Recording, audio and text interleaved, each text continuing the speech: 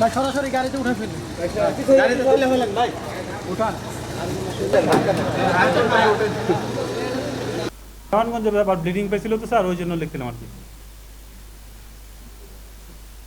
Sir sir sir জি sir, জি sir, sir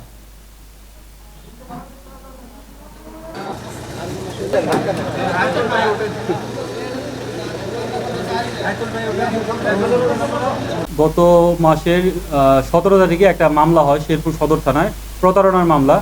সেই মামলার ঘটনাটা প্রতারণার হলেও সেখানে যে বিষয়বস্তু ছিল সেটা খুবই চাঞ্চল্যকর এবং বেশ বড় ধরনের প্রতারণার সম্মুখীন হয় মামলার বাদী।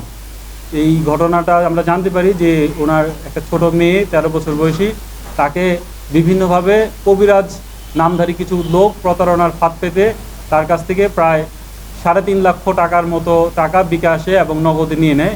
একই সাথে 27.5 ভরি স্বর্ণালঙ্কার তাকে প্রলুব্ধ করে তার সমস্যা সমাধানের কথা বলে নিয়ে চলে যায়।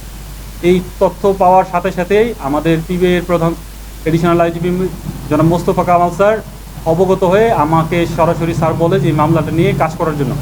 আমরা স্যারের নির্দেশ অনুযায়ী সাথে সাথেই মামলার রহস্য উদ্ঘাটনের জন্য কাজ শুরু করি এবং দ্রুততম সময়ের মধ্যেই আমরা মামলার ক্লু পাই এবং তৎক্ষণাৎ আমরা পিবিআই হেডকোয়ার্টার্সের মাধ্যমে আমরা মামলাটা সউদ্যোগে গ্রহণ করি। পরবর্তীতে আমরা গত 9 তারিখে গাজীপুর জেলার শ্রীপুর মাওনা থেকে এই মামলার সাথে সরাসরি জড়িত 2 জন আসামি মুসা এবং রফিককে গ্রেপ্তার করে নিয়ে আসি এবং তাদের কাছ থেকে আমরা মামলার খুব গুরুত্বপূর্ণ কিছু আলামত উদ্ধার করি যে এতে প্রতীয়মান হয় যে তারা এই ঘটনার সাথে সরাসরি সম্পৃক্ত।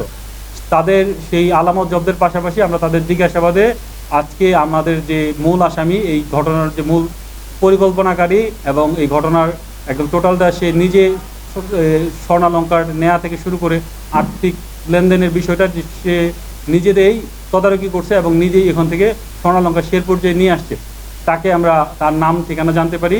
পরবর্তীতে আমরা তথ্য প্রযুক্তির সহায়তায় গতকাল তাকে ময়মনসিংহ জেলার মাসকান্দা নতুন বাজার এলাকা থেকে তাকে গ্রেপ্তার করি এবং তাকে নিয়ে এসে জিজ্ঞাসাবাদ করি। তার সাথে যে ব্যবহৃত ডিভাইস ছিল সেই ডিভাইসগুলো জব্দ করি এবং সে স্বীকার করে যে সে এই ঘটনাটা ঘটিয়েছে।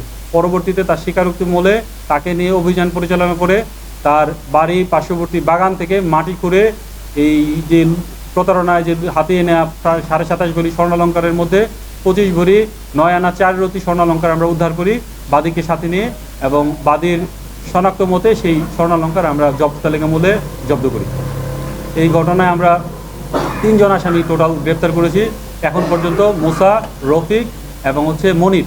তো এদের আমরা আদালতে প্রেরণ করতেছি এবং পরবর্তীতে এই মামলা সংক্রান্তে আরও যারা জড়িত আছে তাদের বিষয়ে তদন্ত অব্যাহত রেখে তাদেরকেও আমরা আইনের আওতায় দ্রুততম সময়ের মধ্যে নিয়ে আসবো।